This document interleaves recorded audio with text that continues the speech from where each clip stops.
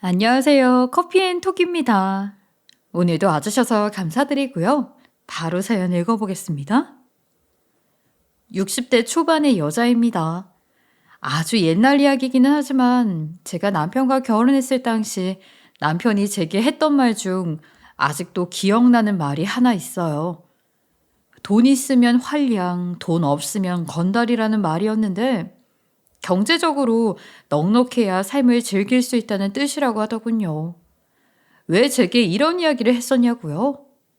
결혼 후 아들을 출산하면서 날이 갈수록 돈은 더 많이 필요해졌지만 남편의 벌이는 한정적이고 또 경제적으로 힘들었던 때가 있었어요.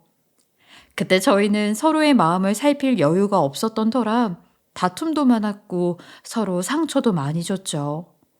그러다 경제 상황이 조금씩 나아지면서 저희 부부의 관계에도 서서히 여유라는 것이 생기더라고요. 그걸 경험해 보니 돈이 행복의 전부는 아니지만 살아가면서 어쩔 수 없이 꼭 필요한 것이라고는 느꼈어요. 남편도 그걸 느꼈는지 제게 우리도 한량이 되어보자는 이야기를 했었죠.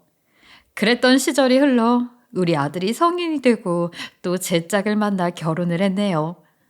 이제 모든 게 안정적이라고 생각하며 지내왔는데 언제나 삶에는 시련이 찾아오나 봅니다. 그 시련은 늘 돈과 사람이 가장 큰 영향을 주고요. 아들이 처음 며느리를 데리고 왔을 때 마음에 쏙 들었던 것은 아니었어요. 되려 그 아이를 보는데 괜히 애잔한 느낌이 많이 들더라고요. 얼굴에 드리워진 그늘이 눈에 선했고 그게 마음에 걸렸어요. 왜 챙겨주고 싶은 그런 사람 있잖아요. 며느리가 제게는 그랬어요. 마침 둘 다 결혼을 전제로 교제를 하고 있는 것이니 가족이 되어 친딸이라 여기며 살뜰히 챙겨주어야겠다는 생각을 했었죠. 모나거나 혹은 독한 면도 없이 그저 유순한 아이라 그 점 하나는 마음에 들기도 했고요. 그런데 며느리는 우리 아들과 결혼해 애를 낳고 육아에 전념하는데 정말 제 눈치를 많이 봤어요. 그 이유는 워낙 며느리가 없는 집안에서 시집을 왔고 거기다 우리 집 쪽에서 결혼할 때에도 그 이후에도 도움을 많이 줬기 때문이었죠. 그뿐 아니라 며느리 친정엄마인 안사돈도 대놓고 본인 딸이 취직을 했으니까 예쁘게 봐달라고 말을 했을 정도였어요. 며느리가 얼굴에 그늘이 있는 이유는 안사돈을 만나 대해보면서 알게 되었어요. 안사돈은 며느리가 본인의 딸임에도 이상하게 기를 죽이는 걸 잘했어요. 그 모습을 보는데 평범한 모녀 사이는 아니라는 것을 직감할 수 있었어요. 안사돈은 계산적으로 움직이고 강자한테 잘 보이려고 하는 사람 같았어요. 그런 부모 밑에서 자란 탓인지 며느리는 늘 풀이 죽어 있고 당당하지 못했어요. 그러니 소갈이 하는 것이 익숙할 테고 제 눈에 얼굴에 그늘이 진 것처럼 보였던 거죠.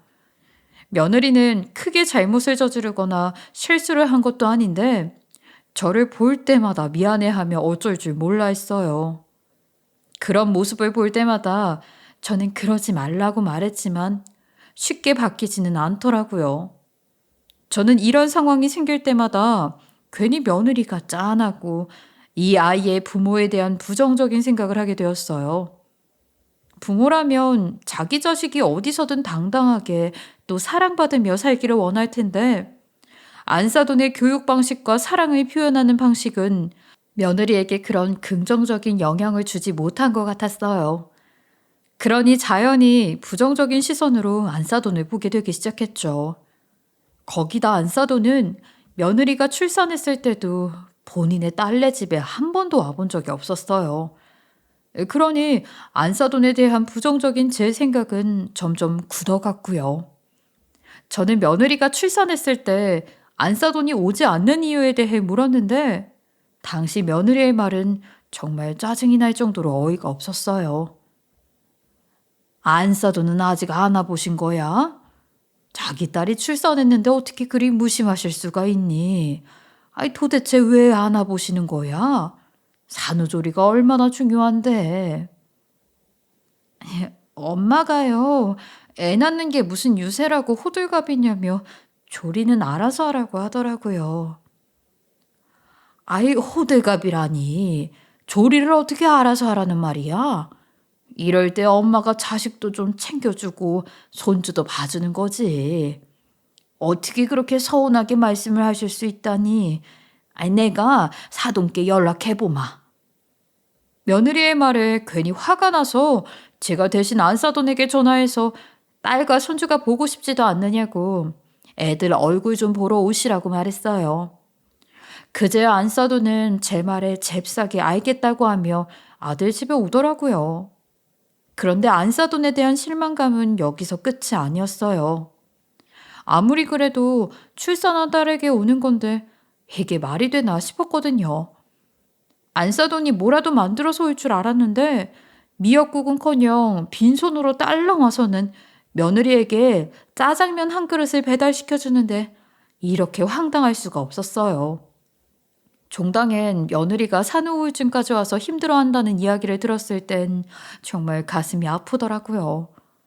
이런 며느리가 안쓰러워 저는 제가 해줄 수 있는 건 다 도와주기 위해 노력했고 제 눈치를 보던 며느리에게 아가라고 칭하던 호칭도 딸이라고 바꿔 불러줬어요. 제가 먼저 며느리에게 엄마처럼 편하게 대해야 마음을 놓을 것 같았거든요. 그리고 며느리 우울증 치료에도 적극적으로 도움을 주었어요. 출산과 육아 경험이 있으신 분들은 모두 아실 거예요. 집에서 종일 아이를 돌보며 나라는 사람에게 집중한 삶이 아닌 타인의 초점에 맞춰진 삶이 얼마나 힘든 건지 말이에요. 그래서 저는 며느리에게 자신만의 시간을 가질 수 있도록 해주었어요. 애를 봐줄 테니 일주일에 2번 정도는 밖에 나가 바람도 쐬고 오고 배우고 싶은 게 있다면 배워보라고 교육비 명목으로 돈까지 챙겨주었죠. 그리고 아들이 제게 자기들 때문에 너무 고생하는 것 아니냐고 말할 때면 전 이 중에 가장 힘든 사람은 며느리라는 걸 아는데 가만히 손 놓고 있을 수 없다고 이야기하곤 했어요. 제가 좋아서 하는 일이니 걱정하지 말라고요. 물론 힘든 부분도 많았지만 날이 갈수록 점점 얼굴이 피는 며느리를 보니 다행이다 싶었어요. 그런 모습에 저도 덩달아 힘이 나기도 했고요. 며느리는 커피를 무척이나 좋아했어요. 마시는 것뿐만 아니라 커피에 대해 관심도 많았죠. 그리고 며느리는 전문적으로 공부하고 싶어 했고 그걸로 고민을 꽤 오랫동안 하는 것 같았어요.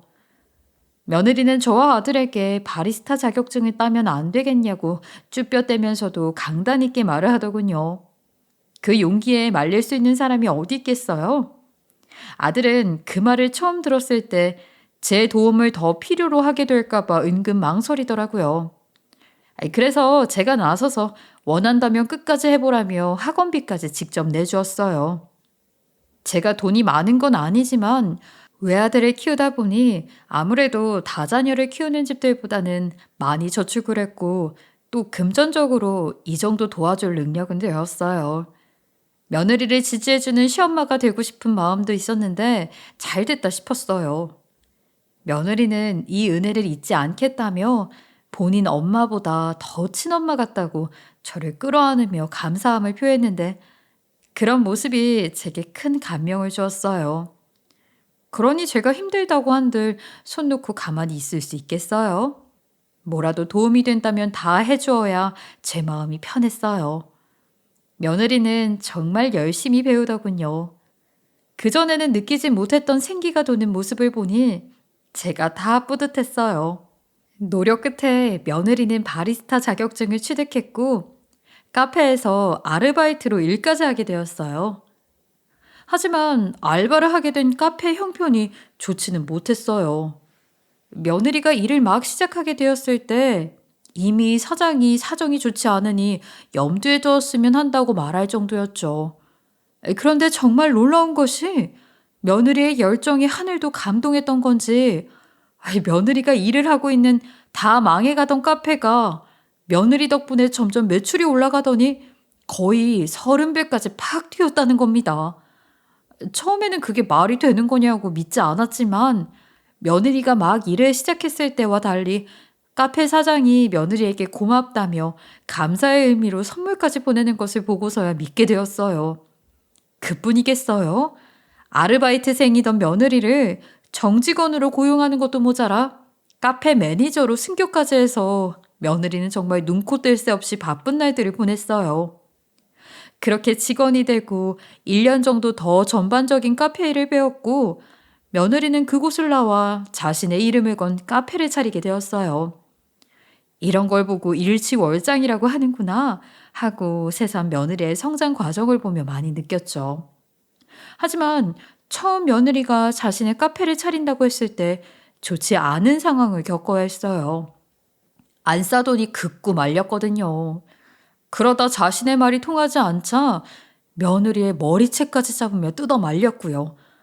저희는 그런 안 싸더니 너무도 이해가 되지 않았어요. 며느리의 꿈을 그렇게 가로막는다는 것이 말이에요. 우리 집은 아들이나 우리 부부나 며느리의 꿈을 응원하는 입장이라 더욱 안사돈의 그런 행동이 답답했죠. 안사돈이 심하게 며느리를 뜯어말리는 모습을 여러 번 보게 되니 가만히 있을 수만은 없었어요. 앞날이 창창한 젊은 애가 자기가 원하는 일을 진취적으로 해보겠다는데 부모가 돼서 격려해주고 응원해주지는 못할 망정 며느리에게 생각 없는 년이라는 모욕까지 퍼부었거든요. 저는 참다 못해 안사돈에게 그만 좀 하시라고 타일렀어요. 사돈, 엄연히 전문적으로 배워 자격증까지 취득한 상태인데다가 가볍게 아르바이트로 시작했는데도 그쪽에서 정직원으로 채용할 만큼 며느리는 실력이 있는 아이예요. 그런데 도대체 왜 자기의 꿈을 펼치지 못하게 말리시는 거예요? 이제 그만 며느리의 선택을 믿고 응원해 주세요. 아니, 지 돈으로 가게를 차리는 것도 아니고 은행에 빚져서 가게를 차리겠다는데 어떻게 응원할 수 있겠어요? 망하기라도 하면 어떡하냐고요? 친정이 잘 살아서 돈을 보태주는 것도 아니고 그렇다고 시댁도 안 보태주려고 하는데. 엄연히 성인이고 자신의 선택에 책임질 나이예요. 친정과 시댁에서 경제적 도움을 주지 않아도 그럼에도 자기 손으로 직접 하나부터 열까지 해보겠다는데 그런 결심 자체가 대단한 거죠. 걱정이 되는 마음은 너무도 잘 이해하지만 먼 발치에서 묵묵히 지켜봐주고 지지해주는 것도 부모의 역할 아닌가요? 은행 빚을 지고 시작하는 일이 잘 되면 얼마나 잘 되겠어요? 안 그래요? 경험이 많은 것도 아닌데 빚까지 만들면 그게 얘가 열심히 한다고 해서 다 해결이 되는 것도 아니고요. 누가 일부라도 보태줘서 빚이 많지 않으면 모를까? 제 코가 석자이니 보탬이 되고 싶어도 어려운 일이고 시댁이 경제적으로 여유가 있으니 보탬이 되어주면 좀 안심이 되긴 하겠네요. 그건 안 돼요. 이것까지 도움을 받는다면 제가 면목이 없어서 얼굴을 들 수가 없을 거예요. 제가 이런 선택의 기로에 놓여서 행복한 고민하는 것도 다 시부모님께서 밀어주셔서 가능한 거잖아요. 이번은 어떻게 해서든 제 힘으로 해낼 거예요. 염려되는 마음은 너무 잘 알지만 저 정말 자신 있어요. 그러니까 믿어주세요, 엄마. 안사돈은 대외적으로는 며느리를 걱정하는 것처럼 말하지만 은근히 우리 집에서 가게 얻을 돈을 보태줬으면 하는 시커먼 속을 보였어요. 물론 안사돈에게는 이야기하지는 않았지만 며느리가 카페를 차리겠다고 했을 때 물론 보탬이 좀 되어주려고 했었어요. 며느리가 절대 받을 수 없다며 한사코 거절하는 통에 그저 묵묵히 지켜보며 응원해주기로 한 거지만요. 며느리는 이번만큼은 안사돈에게 자신의 결정에 관해 쐐기를 박아 안사돈이 더 가타부타하지 못하도록 막았어요. 그 후 며느리는 자신의 힘으로 가게를 얻었고 정말 열정을 쏟으며 카페 일에 매진했죠. 그런데 카페 운영을 시작하고 지속적으로 매출이 상승세를 보였고 시작한 지 1년도 채 되지 않았을 때 안정궤도에 접어들면서 그야말로 대박이 났어요. 그러면서 며느리는 조금 더 과감한 시도도 해보기 시작했어요.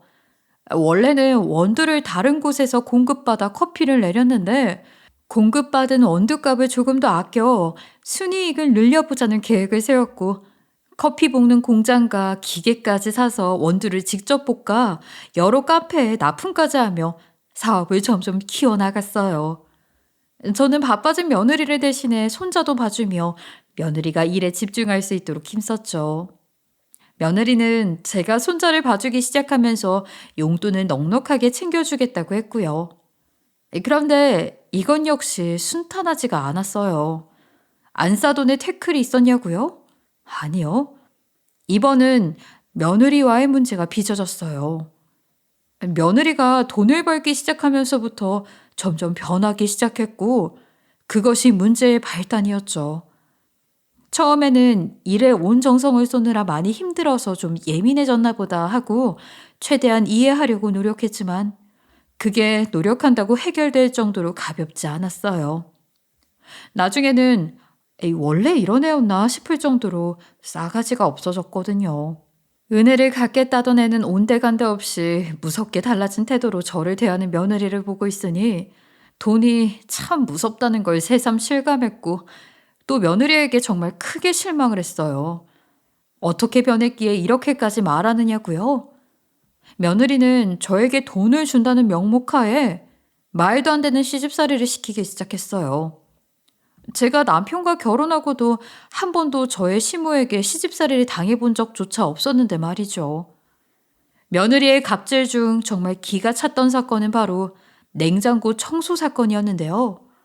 며느리가 바쁘고 늦게 집에 돌아오는 만큼 집안일도 아들이 주로 했고 아들도 야근으로 늦게까지 회사에서 근무할 때면 제가 대신 해주곤 했어요. 아무래도 여자 손이 닿지 않다 보면 아무리 아들이 깨끗이 한다고 해도 허점들이 눈에 보이기 마련이잖아요. 그날따라 어찌나 냉장고에서 악취가 진동하는지 손을 안 댈 수가 없었어요. 네, 저도 알아요. 살림하는 여자라면 남이 냉장고에 손대는 걸 너무도 싫어한다는 거요. 하지만 몇 개월 전에도 있던 반찬들이 곰팡이가 피고 악취를 풍기는데 어떻게 보고만 있나요? 그 지저분한 냉장고에 어린 손주들 반찬을 넣고 보관하는데요. 결국 제가 나서서 정리를 해버렸죠. 그날 밤 며느리가 집에 돌아와서 냉장고 청소가 되어 있는 것을 보고 제게 연락이 왔어요. 저는 자신이 못하는 부분까지 신경 써줘서 고맙다는 말이나 하다못해 고생했다는 말이라도 들을 줄 알았는데 그건 제 큰 착각이었어요. 며느리가 전화해서 한 첫 마디는 이게 다 뭐냐는 짜증이었거든요. 저는 너무도 당황해 왜 그러느냐고 깨끗이 한다고 했는데 잘 안 된 부분이 있더냐고 물었어요. 그리고 돌아오는 대답은 너무도 황당했습니다. 손을 댔으면 제대로 해야 하는 것 아니냐며 늦게까지 일하고 온 사람이 뭘 먹을 수 있게 채워놔야 하는 것 아니냐고 밖에서 에너지 다 쏟고 온 사람을 굶으라는 거냐고 역정을 하더라고요. 저는 그런 며느리에게 너무 화가 나 내가 너희 집 가정부인 줄 아냐며 되받아쳤어요. 막말로 이 나이에 결혼한 아들네 집 냉장고 청소해주는 시엄마가 어디 있나요? 맞벌이 부부라고 해도 육아 정도는 도와줄 수 있지만 이렇게 살림까지 도맡아 해주는 게 말이나 되나요? 그럼에도 며느리가 밖에서 고생하니 군소리 없이 제가 자발적으로 나서서 하고 있는 건데 감사한 줄도 모르고 이렇게 홀대해도 되는 건가요? 하지만 며느리는 제 말에 언제는 자기가 하고 싶은 건 뭐든 하라고 하지 않았냐고 그렇게 말해놓고 이제 와서 이러는 건 말도 안 된다는 거예요. 계속 도와줄 것처럼 굴어놓고 지금 일하고 온 사람 쫄쫄 굶기는 게 이게 도와주는 거냐며 냉장고에 물 말고는 아무것도 없는데 도대체 뭘 한 거냐면서 직접 요리하는 게 싫으면 반찬 가게라도 가서 사와야 하는 건 아니냐고 나무라는데 정말 어이가 없었어요. 평소라면 저도 장 봐서 아이들 먹을 반찬을 채워놨겠죠. 제가 아무리 아들네 집 살림과 육아를 전적으로 도와주고 있다지만 저도 제 생활이라는 게 있잖아요. 그날은 남편이 접촉사고가 나와서 부랴부랴 냉장고 청소만 얼른 끝내고 남편에게 갔던 거거든요. 며느리도 이 상황을 모르지 않았고요. 다행히 남편이 크게 다친 건 아니지만 그렇기 때문에 며느리는 제게 더 난리를 쳤던 거예요. 저는 며느리에게 내 남편이 사고가 나서 급히 병원에 갔다 왔는데 그런 상황에서도 너희 먹을 걸 챙겨놓고 할 걸 다 하고 와야 하는 거냐며. 하루쯤은 가볍게 시켜 먹으면 되는 걸. 그게 어려워서 이렇게 전화까지 해서 난리를 피워야겠냐고 화를 냈어요. 제 말에 며느리는 어이가 없다는 듯이 코웃음을 치더니 크게 다친 것도 아닌데 당연히 일하는 사람들 챙겨야 하는 것 아니냐면서 돈을 200만 원씩이나 받아가면서 이런 것 하나 제대로 못 해주냐고 말하더라고요. 원래 며느리가 챙겨주는 돈이 처음에는 감사함과 죄송함의 의미를 담은 용돈이었는데 어느 순간부터는 일값이 되어 있었더라고요. 제가 이런 소리나 들으려고 그동안 며느리를 이해하려고 하고 며느리 위해서 조금의 희생도 마다하지 않고 했나 하는 생각이 들면서 어떻게 시부모인 저를 마치 가정부 부리듯 부리려고 드는지 열이 뻗쳐 냅다 소리를 쳐버렸어요. 네가 주는 그 돈 더럽고 치사해서 안 받겠다고요. 두 집 살림 도맡아 하면서 육아까지 해주는 게 쉬운 줄 아느냐며. 더는 못하겠으니 앞으로 죽이 되든 밥이 되든 너희 집 일은 너희가 알아서 하라고. 앞으로는 일절 도와주지 않겠다고 말했죠. 그런 제 말에 며느리는 그동안 받아간 돈이 얼마인데 이렇게 치사하게 나올 수 있느냐며 짜증을 내더라고요. 저는 그런 며느리의 언행에 분노했고 감사해서 주는 용돈이라기에 받았던 거라고. 그런데 이제 일값을 주는 취급까지 받으면서도 내가 참아야 하는 게 맞냐고. 아무리 돈이 사람을 만든다고는 하지만 돈을 만지니 눈이 뒤집혀 물불 가리지도 못하는 널 무슨 명목으로 또 이해해줘야 하냐며 용돈이고 뭐고 다 필요 없으니 앞으로는 사사로이 내 도움 받을 생각은 꿈도 꾸지 말라고 엄포를 놓았어요. 그날 후로 저는 아들네 집안 문제로는 신경도 쓰지 않으려고 일부러 무시했어요. 그래도 내심 손주들은 걱정이 되더군요. 그래서 아들에게 슬쩍 물어보니 안 싸더니 와서 해주고 있다며 걱정 말라고 하더라고요. 저는 알겠다고는 했지만 제가 아무리 육아랑 아들 집 살림을 더는 안 한다고 해도 상황상 아들 집에 아예 안 갈 수는 없는 노릇이었어요. 며느리만 있다면 딱 신경 끄면 그만이지만 손주며 내 아들이며 다 누가 챙기겠어요? 그런데 며느리가 돈을 잘 버니 며느리만 제게 갑질을 하는 게 아니라 안싸돈까지도 제게 갑질을 해대더군요. 손주들은 평소에 제가 해주는 소세지 볶음을 좋아했는데 그게 먹고 싶다며 아들을 통해 전화를 해왔어요. 아이들이 원하는데 며느리는 미워도 어쩌겠어요. 할미인 제가 챙겨야죠. 저는 다음날 바로 손주가 좋아하는 반찬과 아들이 잘 먹는 반찬 이것저것을 만들어 아들네 집으로 향했어요. 가서 보니 아들의 말처럼 안 싸돈이 있더라고요. 며느리가 능력이 없을 때는 그렇게 본인 딸을 쥐잡듯이 잡아 기를 다 죽이더니 며느리가 이제 돈을 잘 버니까 금세 자기 딸에게 딱 붙어서는 저를 졸졸 따라다니며 본인 딸 칭찬을 입이 마르도록 하기 시작했어요. 자랑만 하면 그나마 다행이었을 텐데 사람 속 끓는 소리를 은근히 섞어가며 하더라니까요. 어머, 사돈 오셨어요? 덕분에 제가 이 고생을 다 하네요. 그냥 잠자코 잘 애들 키치덕거리만 해줬으면 얼마나 좋아요. 나한테 이런 피해는 안 왔을 텐데. 자기 자식이랑 손주 챙기는 게 피해라니요. 며느리가 우리 집에 시집 오고 나서 제대로 챙겨본 적 한 번 없으시니 이참에 좀 해주면 딱 좋겠네요. 그런가요? 하긴 우리 딸이 능력이 되니 제가 이렇게 자식도 챙겨보네요. 제가 우리 딸 잘 될 줄 알았다니까요. 그러게 우리 딸이 카페 한다고 했을 때 빚이라도 내서 우리 딸 카페 좀 차려줬으면 얼마나 좋았어요.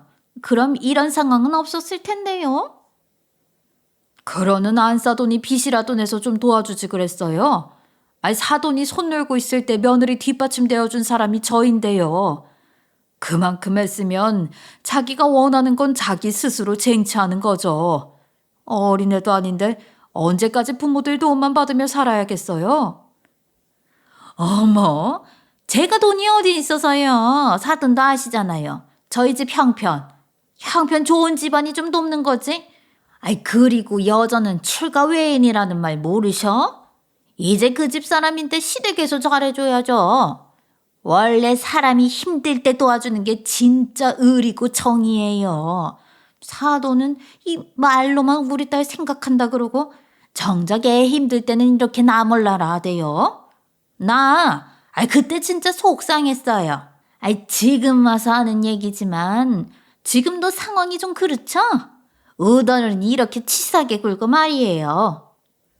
정작 속물이 누군지, 누가 부모 노릇을 안 했는지는 생각도 하지 않은 채 뻔뻔하게 자기 딸을 돕지 않았다며 돌려서 까는 안사돈의 말에 저는 더는 대꾸하지 않았어요. 말해봐야 뭐 하겠어요. 못 낀 놈이 성낸다고 딱 모양새가 그렇잖아요. 그러니 저는 상대하고 싶지도 않더라고요. 이미 며느리도 미운 털이 박힌 상태이니 더 왈가불가 해봤자 기분만 점점 상할 뿐이고요. 저는 저를 따라다니며 종알대는 안사돈을 무시한 채 얼른 정리만 간단히 하고 나가야겠다고 생각해 빠릿빠릿하게 몸을 움직였어요. 제가 살림을 해줄 때와 비교했을 때 아들네 집은 너무도 지저분했어요. 베란다에는 거의 쓰레기장이라고 해도 과언이 아닐 만큼 분리수거 용품이 널브러져 있었고 방바닥에는 머리카락이 수북했죠. 그런 모습을 보고 어떻게 해온 반찬만 두고 딱 그냥 나가겠어요? 안사도는 딱 봐도 아무것도 하지 않는 것이 눈에 보이니 온 김에 저라도 해야겠다고 청소를 해주었어요. 그런데 그러다 일이 터져버렸습니다. 베란다 청소를 하다가 실수로 화분을 깨트리고 말았어요. 그걸 본 사도는 잔뜩 화가 난 얼굴로 내게 성큼 다가오더니 글쎄 듣도 보도 못한 욕까지 짓거리며 손까지 올리는 겁니다. 저는 너무 깜짝 놀라 뺨이 아픈 줄도 몰랐어요. 사도는 과거에도 며느리 머리채도 잘 잡고 손버릇이 참 나빴는데 세상에 그 손버릇을 저한테까지 쓸 줄은 정말 꿈에도 몰랐네요. 제가 너무 놀라 벙쪄 있는데 사도는 손찌검으로 끝내지 않고 고래고래 소리를 쳐댔어요. 저도 그런 사돈의 말에 화가 나 들이박아버렸어요. 아유, 사돈. 우리 딸한테 그동안 200만 원씩 받아갔다며. 그렇게 내 딸한테 빌붙어서 한 주제. 감히 비싼 화분을 깨트려? 이게 얼마짜리인 줄 알아요? 어디 밥값도 못하는 짓을 해? 사돈은 당분간 내 딸 집에서 밥도 먹지 마요. 그리고 이 화분값만큼 일해요, 일. 멀쩡 넘어가면 나 가만 안 둘 테니까 그런 줄 알아요? 이봐요. 당신이 뭔데 나한테 손찌검을 해? 이깟 화분 깼다고 사람 뺨을 갈겨요? 당신이 아이들을 위해 해준 게 뭐가 있어요, 뭐가? 뭐가 있길래 이렇게 떵떵거리면서 나한테 갑질이야. 눈이 있으면 집안 꼴을 봐요.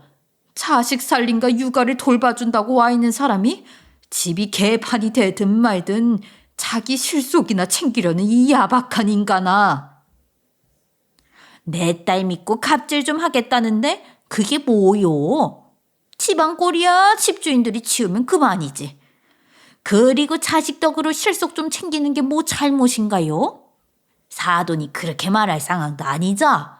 실속 챙긴 건 내가 아니라 사돈이잖아요. 우리 딸애한테 한 달에 받아간 돈만 해도 월급 값이잖아. 그래 놓고 자존심까지 챙기겠다던 뻔뻔한 사람이 무슨 할 말이 있다고 나불거려요? 뭐요? 며느리가 하겠다는 건 사사건건 다 막으려고 늘어놓고 정작 잘 되니까 다 당신 덕인 줄 알아? 며느리가 지금 그 카페를 운영할 수 있도록 일조한 건 우리 집안이야. 커피를 배우고 싶다고 하기에 밀어준 것도 나고 그 아이 꿈을 지지한 것도 나라고요. 그런데 은혜를 원수로 갚는 건 당신과 당신 딸이잖아. 이깟 화분이 아무리 비싸다고 해도 사람을 이렇게 대할 수는 없는 거라고. 뚫린 입이라고. 자기가 잘못해놓고도 이렇게 파락파락 소리치는 꼴이 아주 우습네. 가족이 그 정도 한 걸로 생색이나 내고 말이야. 내 딸이 못했으면 이 정도 성과를 이룰 수 있을 것 같아? 내 딸이야, 내 딸. 당신은 우리 모녀한테 머리나 조아리면서 그렇게 지내라고. 사실 사위가 뭐 엄청 돈을 잘 버는 것도 아니고 내놓으라 하는 직업도 아니잖아. 그러니 우리한테 감사한 줄 알고 그 입 다물고 시키는 거나 하면서 지내라고. 한참을 안사돈과 언성을 높이고 싸웠어요. 당장이라도 그 집을 뛰쳐나오고 싶었지만 내 아들 그리고 손주를 생각하면서 꾹 참고 집을 다 정리한 뒤에 돌아갈 채비를 했어요. 그런 제 뒤에 대고 안사돈은 입 다물고 이렇게 정리하는 모습 보니 얼마나 좋냐면서 잘난 체 적당히 하고 조금이라도 며느리 덕 보면서 살고 싶으면 와서 앞으로도 열심히 하라고 하더군요. 저는 상종도 하고 싶지 않아 대꾸도 하지 않고 현관에가 신발을 신고 문을 막 열었는데 그 순간 한참 일하고 있어야 할 우리 아들이 들어왔어요. 갑작스러운 아들의 방문에 저도 안사돈도 둘 다 깜짝 놀랐죠. 아들의 얼굴은 왠지 모르게 화가 잔뜩 나 있더군요. 아들은 제 손목을 잡고 다시 집 안으로 데리고 들어갔어요.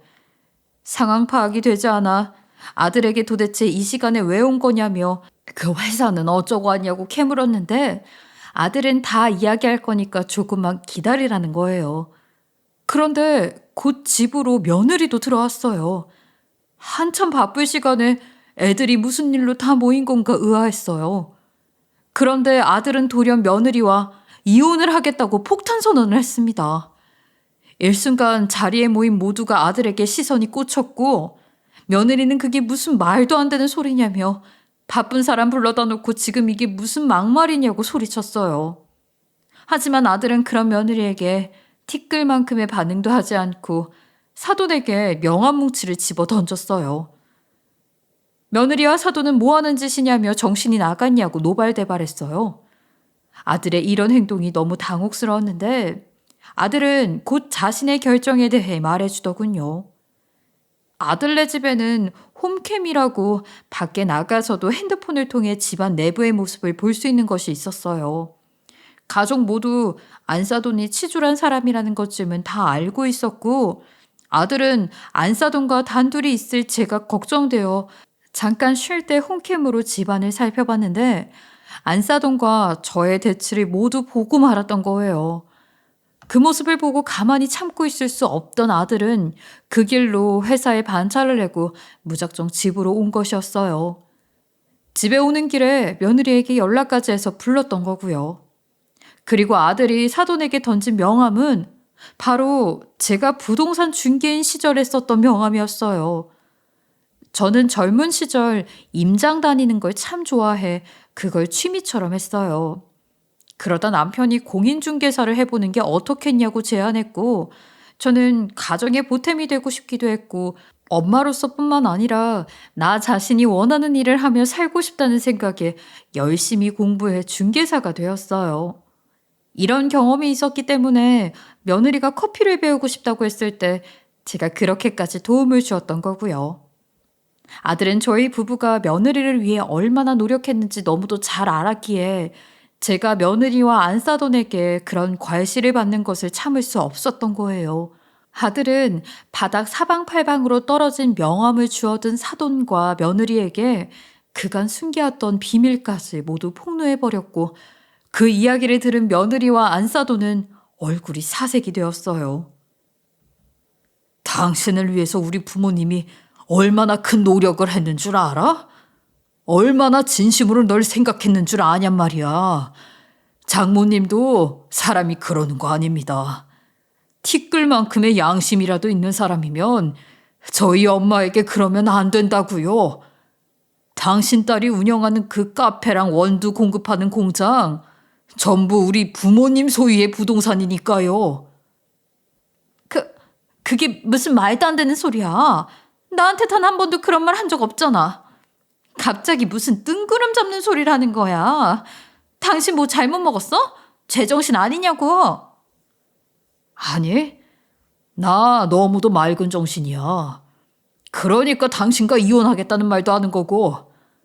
너가 번 돈이 다 네가 잘해서 번 돈 같지? 아니, 틀렸어. 우리 부모님께서 널 살폈기 때문에 가능했던 거라고. 네가 실력은 있을지 몰라도 이렇게까지 뒷받침을 받지 못하면 그 짧은 시간에 이만큼 성장할 수 있었을 것 같아? 아니, 사위, 무슨 말을 하는 거야? 분명 빚까지 내서 들어가서 장사를 하는 거야? 인테리어 비용까지 전부 빚져서 들어갔잖아. 그런데 그 자리가 사돈 내 소유라니? 그게 다 말이 되는 거야? 어떻게 그래? 어떻게 그러냐고? 늘 아내 기를 죽이는 장모님의 눈치만 보는 아내까지. 저희 부모님의 시선에서는 그저 며느리가 가여워 보였겠죠. 오죽하면 저희 부모님께서 며느리 기 살려주겠다고 그런 선택을 하셨겠느냐 말이에요. 그렇게까지 한 엄마가 왜 가짜는 당신들한테 그런 대우를 받아야 해요? 왜? 실은 며느리가 목 좋은 곳에서 카페를 하는 그 상가와 원두를 공급하고 있는 공장 건물은 모두 우리 부부 소유의 부동산이었어요. 며느리가 그 상가랑 공장 건물이 우리 부부의 것이라는 걸 몰랐던 이유는 부동산 계약 자체를 아들 이름으로 했기 때문이었죠. 당시 며느리는 그런 것을 잘 몰라 마침 아들에게 부탁을 했었고요. 며느리는 그저 카페 사장일 뿐 법적으로 계약하는 건 다 아들 명의로 했어요. 우리가 이 사실을 며느리에게 알리지 않은 이유 또한 며느리에게 자신감을 심어주고 싶어서였어요. 만약 이 상가나 공장형 건물이 우리 부부의 것이라는 사실을 며느리가 알았다면 또 저희에게 미안해하며 기가 죽어서 하고 싶은 일들도 우리 눈치를 보면서 못할까 봐. 그런 모습이 보기 싫어 일부러 우리 가족 모두 모른 척하고 있었던 거예요. 우리 부부는 그냥 아들하고만 세세한 이야기를 나누고 계획을 세웠던 거고 며느리가 저희의 계획대로 행할 수 있도록 유도만 해왔던 거죠. 그러니 아들은 그렇게까지 며느리를 생각했던 저를 홀대하는 며느리의 태도도 무시하는 안사돈의 언행도 다 참을 수 없었던 거예요. 이 모든 사실을 알게 된 며느리와 안사돈은 얼마 전까지만도 제게 큰 소리 떵떵 치며 머리까지 조아리라고 해놓고 정작 자기들이 제 앞에 납작 엎드려 사과하기 시작했어요. 며느리는 눈물 콧물을 다 빼며 그동안 자기가 다 자기 실력이 좋아 이렇게 잘 된 거라고 착각했다며 너무 기고만장해졌던 것 같다고 다시는 이런 실수하지 않겠다며 제발 용서해달라고 싹싹 빌었어요. 안사돈도 자기가 별것 아닌 화분 깼다며 구박까지 했던 것을 마음에 담아두지 말라고 자기가 어리석어 한 행동이라며 제발 아들과의 이혼을 막아달라고 하더군요. 저는 그런 며느리와 안사돈을 거들떠보지도 않았어요. 그러자 며느리가 아들의 바짓가랑이까지 붙잡으며 제발 한 번만 더 기회를 주라고 그동안 베풀어준 것을 천천히 갚아 나가겠다고 더는 자만하지 않겠다면서 어찌나 애원했는지 몰라요. 안사돈도 앞으로 딸내 살림과 육아는 자신이 도맡아 할 테니 제발 자신들의 오만했던 모습을 마음에 담아두지 말고 풀어달라고 했죠. 그래도 제가 쳐다도 보지 않자 바닥에 납작 엎드렸던 몸을 벌떡 세우더니 안사돈이 제 손을 붙잡으며 저도 자기 분이 풀릴 때까지 때리라면서 이런 귀한 사람인 줄도 모르고 감히 천한 자신이 손찌검까지 했다고 엉엉 울기 시작했어요. 저는 그런 사돈에게 이거 왜 이러냐며 손 놓으라고 뿌리치니 갑자기 사돈이 자기 손으로 자신의 뺨을 마구 내려치기까지 하더군요. 그런 행동에 모두가 놀랐지만 며느리까지 합세해서는 그동안 은혜도 모르고 경솔하게 굴었다며 자신의 머리를 마구잡이로 내리쳤어요. 하지만 저는 그런 기이한 행동들을 해대는 모녀를 무시한 채 아들을 데리고 그 집을 나왔어요. 물론 손주들도 제가 다 저희 집으로 데리고 왔고요. 아들에게 손주들을 생각해도 이혼을 하겠느냐고 물었더니 아들은 며느리와 사돈을 절대 용서할 수 없다며 이혼을 하겠다고 단정 지어버렸죠. 안사돈이 제게 손을 올렸던 모습까지 전부 봐버린 이상 절대 용서할 수 없다고요. 또한 며느리가 자기 사업을 시작해 돈을 벌기 시작하면서부터 변해가는 모습을 자기도 느꼈었다고 하더군요. 하지만 곧 다시 돌아올 거라는 생각에 눈 감아주고 기다렸다고 했어요. 왜냐하면 사람이 갑자기 성공을 해서 떼돈을 벌면 자신감도 올라가고 허세도 많아지니 언젠가 깨닫고 다시 겸손했던 그 모습으로 돌아올 거라고 생각했던 거죠. 하지만 며느리는 긴 기다림 동안 다시 원래처럼 되돌아오기는커녕 하늘 높은 줄 모르고 콧대는 높아졌고 사람을 홀대하는 것이 너무도 자연스러워졌어요. 그 모습에 아들은 며느리가 원래는 이런 사람이었구나 싶어 배신감을 느꼈다고 했어요. 안사돈과는 전혀 다른 성정을 가진 듯했던 며느리였기에 아들도 기다렸던 거겠죠. 하지만 그 엄마의 그 딸이었던 거예요. 결국 아들은 이혼 소장을 냈어요. 이혼 소장을 낸 뒤에 며느리는 최대한 불쌍해 보이기 위해서였는지 남루한 옷을 입고 와서는 원래 예뻐해주던 자신의 모습으로 돌아올 테니 제발 막아달라고 하더라고요. 하지만 저는 더는 가족으로 받아줄 수 없으며 가게도 빼라고 딱 잘라 얘기했어요. 며느리는 그제야 진심의 울음을 토해내더라고요. 뭐라고 말했는지 알아듣기 힘들 정도로 포효하며 목 좋은 자리에서 나가게 되면 망한다고 울고불고 사정을 했어요. 나중에는 안사돈까지 와서 어찌나 사정하는지. 예전이라면 달랐을지 모르지만 이렇게 당하고 나서 보니 눈꾸셔서 못 봐주겠더군요. 전 그래도 예정을 생각해 나름 넉넉한 기한을 주고 그 안에 빼라고 엄포를 놓았어요. 그 뒤로는 여전히 아들에게 질척대는 듯 합니다. 여전히 아들의 이혼은 진행 중이에요. 며느리가 이것저것 물고 늘어지는 통에 쉽게 끝이 나지는 않나 봅니다. 며느리는 절대 별거 할 수 없다고 난리를 쳤지만 아들은 그런 며느리를 무시한 채 나와 별거를 하면서 살고 있어요. 손주들은 제가 직접 케어하고 있어요. 어찌나 애교가 많은지 그런 순수한 아이들을 보고 있자니 가끔 마음이 약해지고는 하지만 그런 엄마 밑에서 뭘 보고 배우겠나 싶어서 차라리 잘 됐다는 생각으로 저 스스로를 위안하곤 합니다. 돈 떨어지자 입맛 난다는 속담이 있죠. 딱 며느리와 안사돈을 두고 하는 말인 것 같네요. 이번 일로 돈의 무서움을 몸소 경험하고 나니 많은 생각이 들어요. 사람의 천성이 돈의 색깔을 정한다는 것을 알게 되니 더욱 선한 사람으로 살아야겠다는 다짐도 하게 되네요. 우리 손주들도 선한 돈을 버는 그런 아이들로 자랄 수 있도록 제 힘 닿는 그날까지 온 정성 다해 살필 것입니다. 저의 긴 사연 들어주셔서 감사하고요. 시청자 모두 선한 부자 되시길 기원합니다. 지금까지 커피앤톡이었습니다. 오늘도 끝까지 함께 해주셔서 감사하고요. 다음 영상으로 또 찾아뵙겠습니다.